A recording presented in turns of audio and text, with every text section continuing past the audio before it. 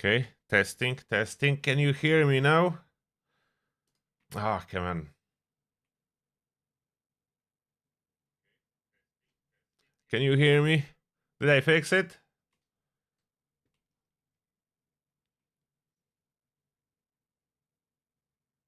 Oh, it's working. Oh, okay. Awesome. Finally. Okay. Thank you for letting me know that the sound wasn't working.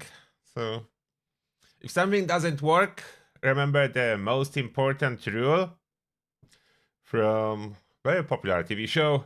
Did you try to switch it off and back on again? It usually works. So I did try, and now you can hear me, so that works. I tried to switch it off and on again, and that worked.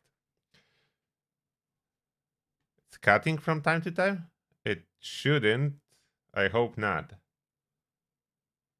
Okay, let me know if there would be any issues with audio, but yeah, I hopefully not. It was working earlier today, like I recorded and uploaded the video.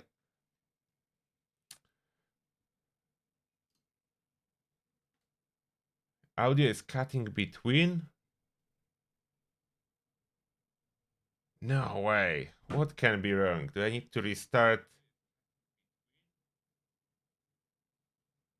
Someone is saying that sounds good. Someone else that it's cutting. So, which one is it? Yeah, let me try to hear myself on my phone.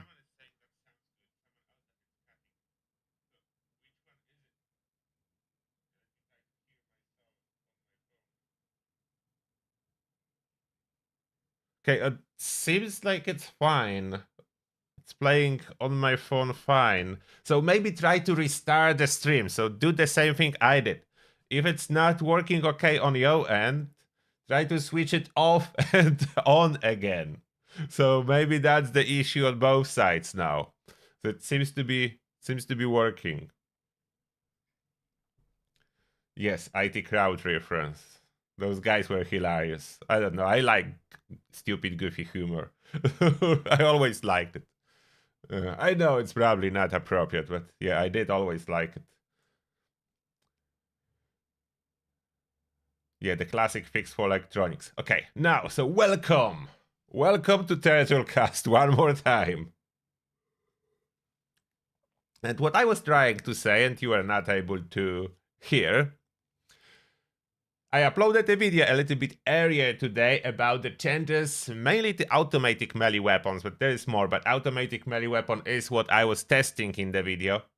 And yeah, it seems like a lot of rework going on, but one commenter said that supposedly Bethesda confirmed that damage drop-off when in power armor with auto melee weapons is probably a bug and not intended, so let's hope it's this version. So my loss in damage output when I entered the power armor, hopefully not intentional. So that's what we can hope for. The rework is definitely intentional. The drop off of the damage in power armor is not. So, yeah, there is a lot of going on. Now, apart from that, do we have any news from official follow.com website? Oh, I mean, that's not necessary news. Let me show you. Not necessary news, but those are the guys that I was talking with myself. They're really cool. They are now. They have now article. Here, Baths and Brew. Baths and Brew, a culinary revolution in the wasteland of Fallout 76. Those are the guys that you can order foods and drinks, different recipes for your character. They provide a cooking service, basically. They do cook different baths. So that's so cool they made it to Fallout.com. Funded by Cat Duchess Flame during the challenging times of the COVID-19 pandemic, Babs and Brew started as a small gesture of kindness to help friends. It has since grown into a cornerstone of Fallout 76 community, offering more than just food buffs. It's about bringing people together. Yeah, it's true. They do have Discord, they do have a website, Duchess Flame. She's working on it all. More than just a meal. For the inexperienced, food buffs in Fallout 76 are game changers. They can boost your damage output, make you more resistant to attacks, and even improve your accuracy. However, there's a catch. Gathering the ingredients and cooking them takes time and a lot of it. Buffs and Brew steps in here, offering a wide variety of meals and drinks, each designed to give players an edge in the game. Buffs and Brew isn't just about selling food buffs though, it's about educating players. They take the time to explain what each buff does, making it easier for everyone to understand how they can benefit their gameplay. This approach is especially helpful for newcomers or those who haven't explored this aspect of the game deeply. I'm a big fan of food buffs, you know that. So I'm for it pretty much all the time. Building a community through cuisine. At its heart, Buffs and Brew is more than a service, it's a community. It's about players helping each other, sharing resources, and coming together for a common goal. Kat and her team have fostered a sense of unity and collaboration that's rare in the competitive environment of online gaming. They accept donations of excess items from the community, using them to craft buffs for those who need them. This full circle approach has not only helped players enjoy their game time more, but has also created a network of Wastelanders who support each other. Challenges along the way. Operating Buffs and Brew has come with its share of obstacles. A significant challenge was the absence of effective farming guides for gathering ingredients in large quantities. Kat, undeterred by this obstacle, decided to take matters into her own hands by crafting guides for bulk ingredient farming, which she generously shares with the wider community. This initiative has proven to be a benefit not just for Buffs and Brew, but for the entire player base as well. Despite these challenges, the rewards have been invaluable for Kat and her team. The greatest satisfaction comes from the community they've built. The gratitude from players who can enjoy the game more fully thanks to their service, and the camaraderie among team members, donors, and customers keep them motivated. Expanding Horizons, currently available on Xbox and PC, Buffs and Brew is set to reach PlayStation users by late 2024. This expansion is eagerly anticipated, as it will bring the service to even more players, regardless of their platform. Buffs and Brew's commitment to inclusivity and accessibility is clear. They want every Wastelander, no matter where they are or what platform they use, to benefit from their service. A call to join. Buffs and Brew is more than a vendor. It's a community initiative that brings people together in the harsh world of Fallout 76. Whether you are a veteran player or just starting, there's a place for you here. You can support this initiative by placing an order, joining the culinary team, or simply being part of the community.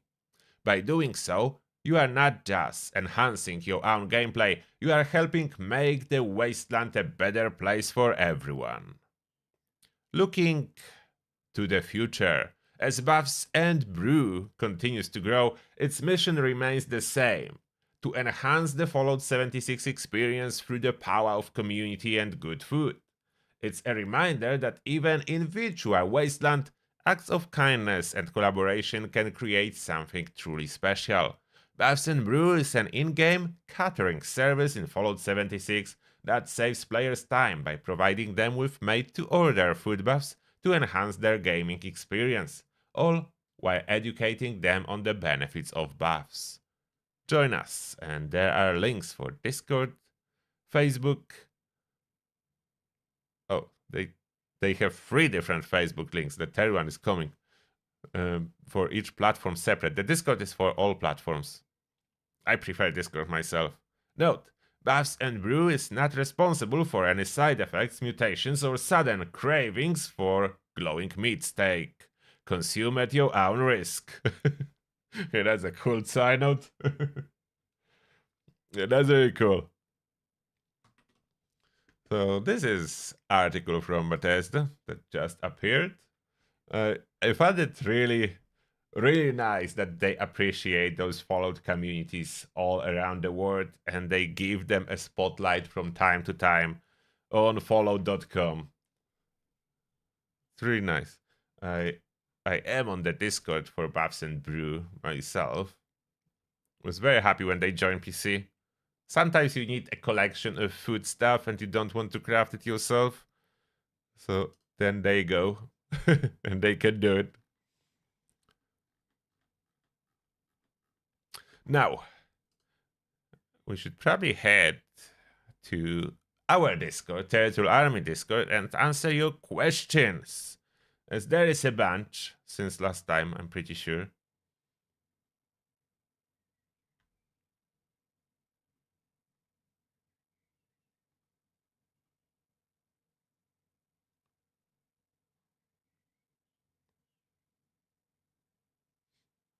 Okay, I think it's here. So I have that ready. Let me just take one quick look on the chat before we head to answer your questions. Yeah, I'm no longer using minigun myself as a melee weapon.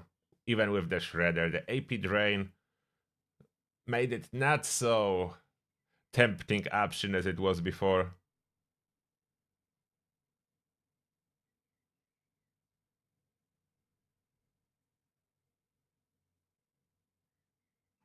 Oh, Chris is saying that supposedly poison mod on Auto Axe got buffed.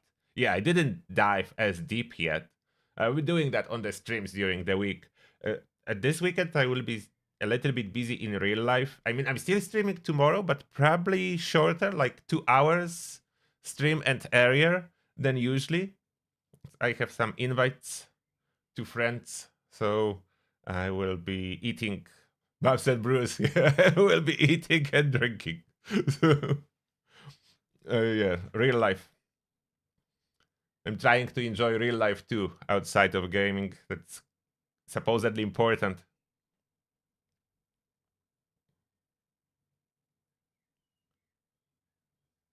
Yeah, I run a lot of food buffs in game. All right, now answering your questions. Discord, ask the turtle section. Here we go.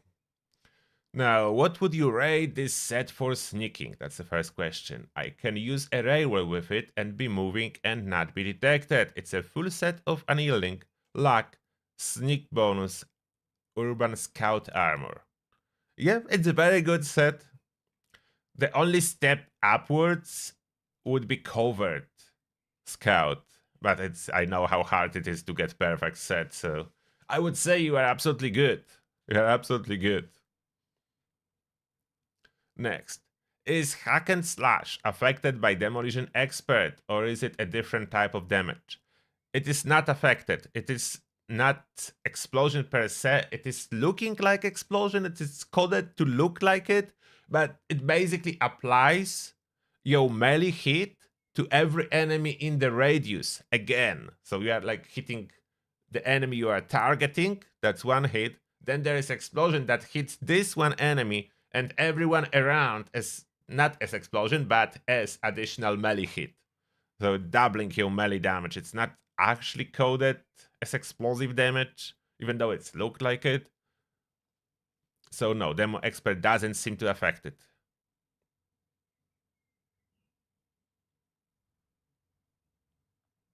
You just buff your melee damage, then the hack and slash damage goes up because it equals your regular hit damage. Next, a bit of an outside question. Is it true that people are nuking Phil Spencer in protest of studio closures when he plays Fallout 76? I don't know, maybe. If so, what are your thoughts on the studio closures within Bethesda, Turtle? Obviously, I don't like it. I don't like when corporations huge like Microsoft are taking stuff out to increase the profit. But I know it is how it is, and I don't think nuking anyone in game, even if it's someone from Bethesda or Microsoft playing the game, will change that. Unfortunately, I wish it would be so easy. protests, my opinion, protests do not really work unless those are the protests that do affect income of the corporation. If they don't, they do not work. Can you do multiple as in again and again the same expedition? Yes. Is Elder Mark Nuka Grenade still the meta for experience farming? Yes. And that's answer about expedition farming. Yeah, the first one per day is just more reward, but it's once per day, so you can absolutely run back to back. Not sure if this has been asked already, but have they buffed the 50 cal or how anti-armor works at all? I'm using Final Word and it seems to be killing stuff, most noticeable on bots. A hell of a lot easier than before. No changes to my build. I don't think there was a buff for the 50 cal. I don't know what can be causing that for you. I don't remember any recent changes to this weapon. Next, do I still have to do the quest for vertibird fuel? No, you start expeditions for free now. They removed that.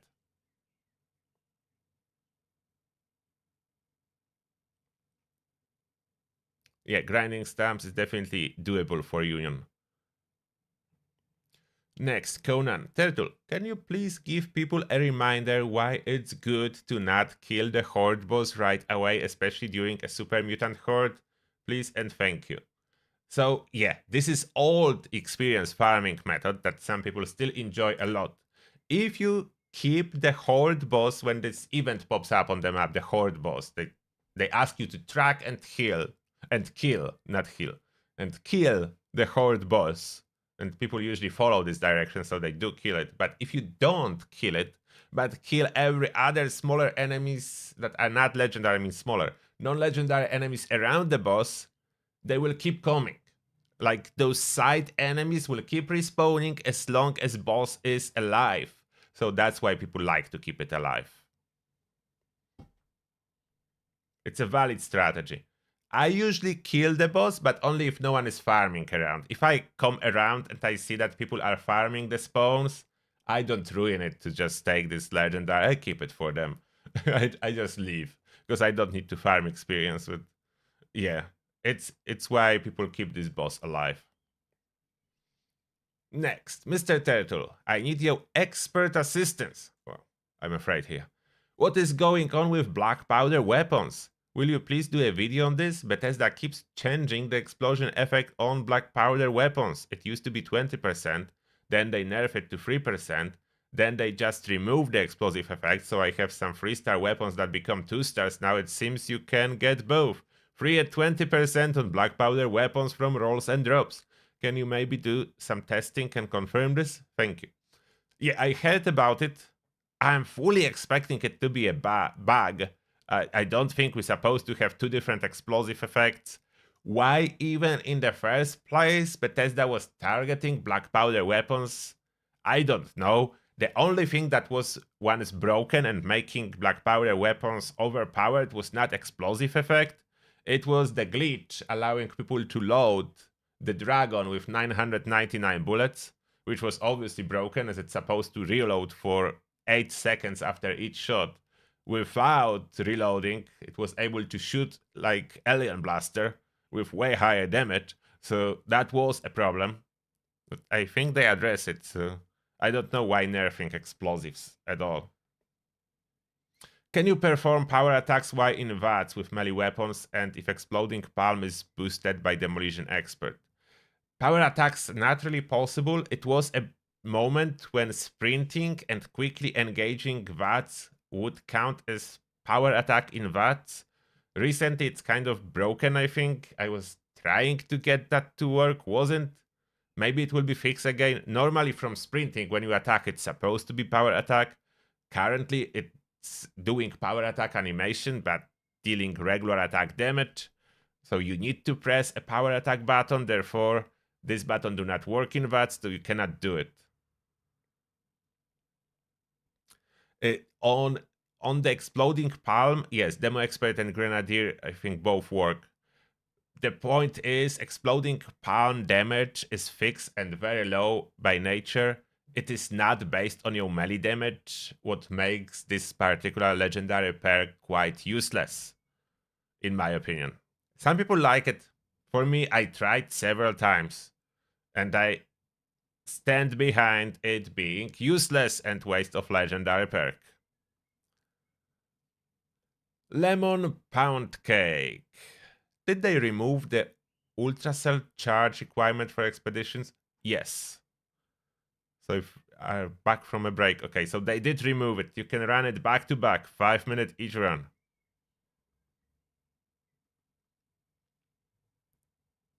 Did they remove the ultralight build armor for limbs? No, it's still a thing. But it's in the wrong order, so look closely, keep scrolling. It is there, just the name may be a little bit different and it's sorting in different spot. You can see me trying to find it even on my video, Best Gold Bullion Plans. I was on a quest to find it for a moment. I don't know if I cut out the part when I was looking for it, but definitely I'm showing this mod there. And I was looking for it. It's not where it's supposed to be. Yeah, someone saying much farther down the bottom.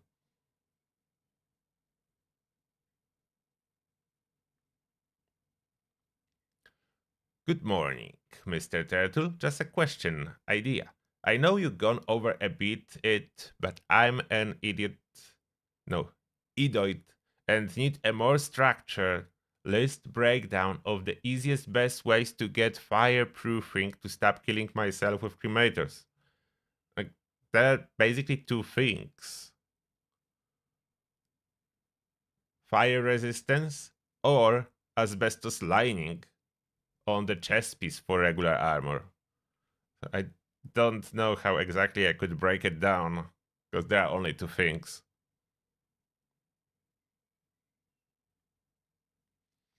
Mr. Turtle, it took me almost 3 years to complete 2 armor sets. What do you think? If you want to skip this, you can, no hard feelings. Secret Service, Unyielding, then Mix, Poison Resist, Cryo Resist. So bad you were not lucky to get 1 Fire Resist, that would be cool. Cavalier, Sentinel. Yeah, that's a good approach. I was using similar set for my melee, but it was 3 Cavaliers, 2 Sentinels. I like this approach with mixing Cavalry and Sentinel. Usually go 3x2 for myself, but yeah, who's saying you cannot have 4 Sentinel, 1 Cavalier? It's really good. Torn Armor. Unyielding again. Mix on the second star. Cavalier, Sentinel. Oh, that's more like what I was using. I was just using 3 Cavalier as on my melee build. I was sprinting towards enemies and rarely standing still, only at boss fights. So I had 3 Cavaliers and 2 Sentinels. But yeah, this is a very cool approach. I was doing that. So I agree with your choices. Did you know that you can stack Syringer multiple times without teammates by rotating multiple, like with the Cremator? Oh, yeah, that's I didn't try. That's cool. So you can apply all the syringes yourself. You just need a bunch. Okay. So the Cremator rule seems to be applying to all the weapons, which probably should be expected. Good for Vlad to discover that and try. Next, if I use the Ricochet perk, do enemies' bullets ricochet back to them with whatever legendary your weapon has, in example Blooded, Vampire, Junkies, or is that only work with melee weapons? Also an idea of new legendary effects. There is no new legendary effects coming, but about Ricochet, it will carry the prefix of the weapon. I don't know how impactful the damage part will be. It will not carry explosive factor. Vampire is basically the only usable one. It doesn't matter what weapon you are holding. As long as it's Vampire, it will heal you from Ricochet. It can be range weapon, can be heavy gun, can be melee, can be anything. You just want Vampire. Is anti-armor additive now? If so, what's the cap? It's not Some effects are additive, some are multiplicative, what I was trying to explain in a dedicated video a while back when they changed it. And the cap always was 90%. So regardless what the math is, maximum what you will be able to achieve is always 90%. When did they fix the gamma gun rats? That was a while ago. I think half a year maybe, half a year. Next, so I've been running the ChemFend and Biocom to try out using drugs in addition or alternative to food buffs. Have you tried this? Are this worth for heavy commander melee builds or all? Yeah, I did. It's definitely worth it. ChemFend with Biocom mesh, but the problem is you need Biocom mesh. And I usually need something else for my torso, so I limit myself to using chems on boss fights and food on daily basis. But yes, it's a valid strategy. I was doing that especially when experienced farming with berry mentats. And lastly, good day turtle. Am I a bad player because I like to carry and collecting every scrap weapon and armor that I encounter? Everyone is going to run as heavy gunner, but I need the strength points for bandolier, pack rat, and strong back. I want to use heavy weapons, but I can't because my strength points are full. No, you are absolutely doing it the right and intended way. Pick up everything was always the followed way in every game. So, yeah, you're doing it right. So don't worry, you don't need to be a heavy gunner. And if you choose to be one, you can even do it without heavy gunner perks or rank 1. As long as you have room under intelligence to equip stabilized and maybe some other universal damage boosters from luck or agility, you will be good. You'll be doing good. You can carry everything. And those will be all the questions answered, hopefully to your satisfaction, as unfortunately satisfaction is not guaranteed on Turtlecast. So no such guarantees. I hope it worked.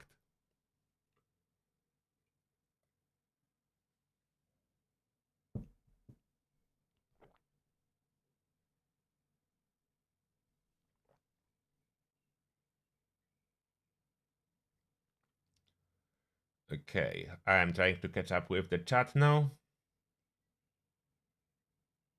Yes, you can farm Scorched Earth in similar manner as you do farm those legendary Horde boss, but everyone wants to kill Scorched Biscuit, no one wants to farm the spawns.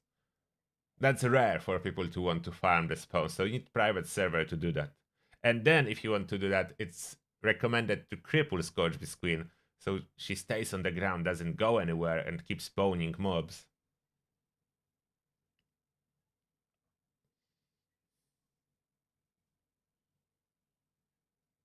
Legendary rolls are trash. I don't understand that. I don't know what JJ is trying to say. Legendary rolls are awesome.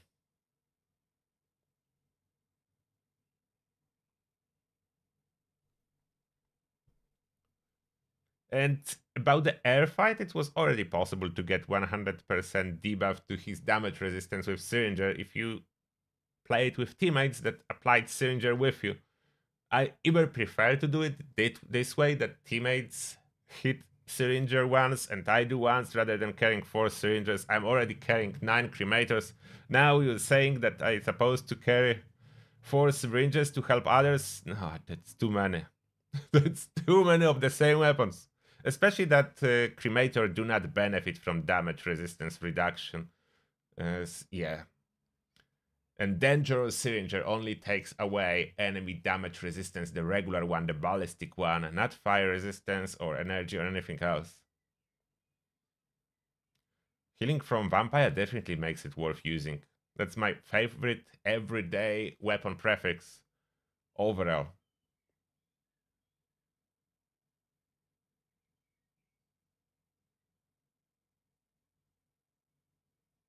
You cannot have Tushon Vampire Handmade. Those are both prefixes. You cannot have 2 prefixes on one weapon. I'm afraid they did nerf Westek, but I'm not sure. It can be a bug too.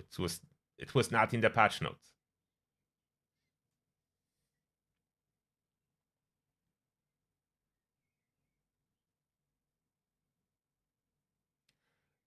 Can you get to 150 on the scoreboard before the update? It's all up to you.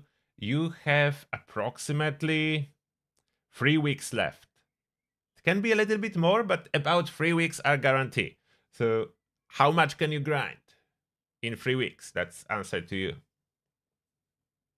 If you do it daily, yeah, you can get there.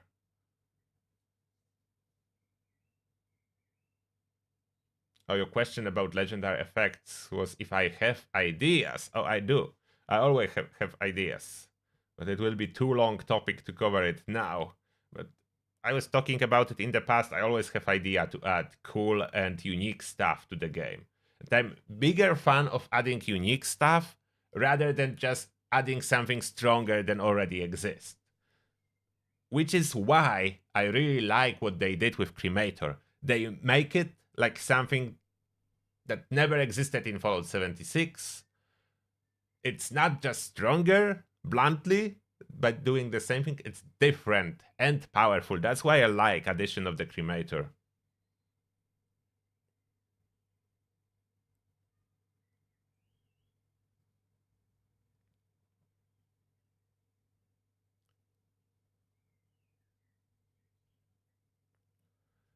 Yeah, in Atlantic City Center, the enemies are level 100.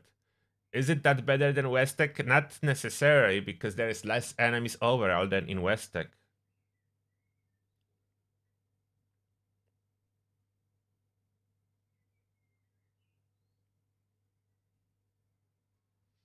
Oh, if you have problem and you are ending up on mostly empty servers and there is no one to play with, join Discord, add friends to your friend list, and then start joining on them. Because how the servers work in Fallout 76, they are region based, like real life regions.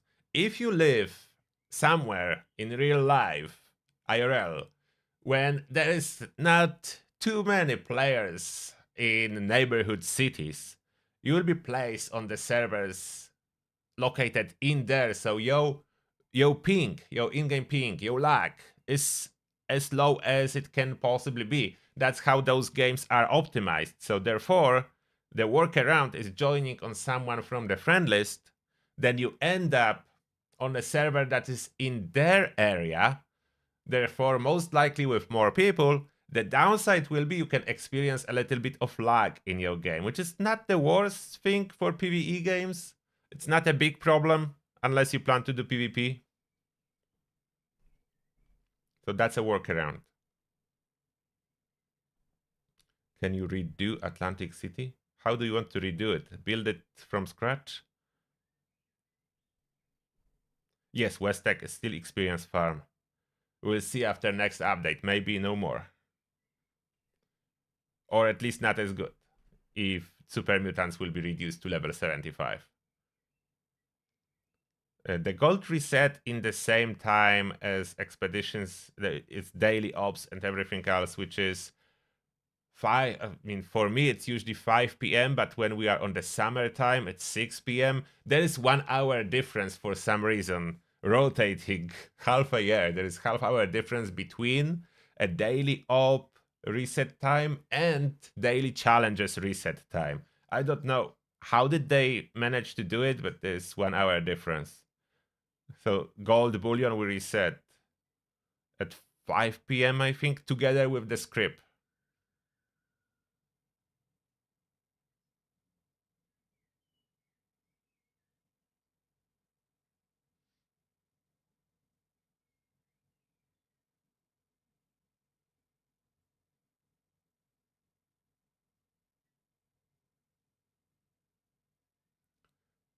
So at this moment, it's already past 5 p.m. So dailies reset. There are new dailies, but some of the things still didn't reset until 6. They will reset.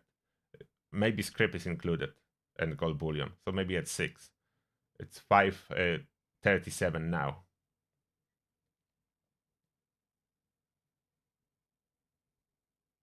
Yeah, the time difference is somehow connected to daylight saving, but surprisingly, the challenges do reset at 5 still. So they do switch for daylight saving. The other resets do not.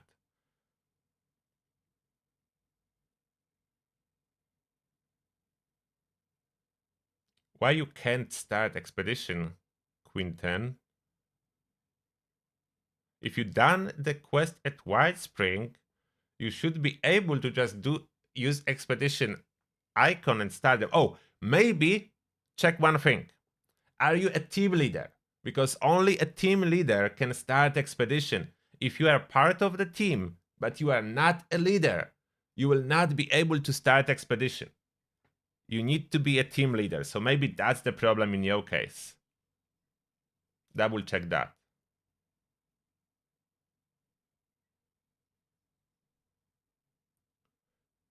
And where I'm from, I'm originally from Poland, but I do live in United Kingdom for over 10 years.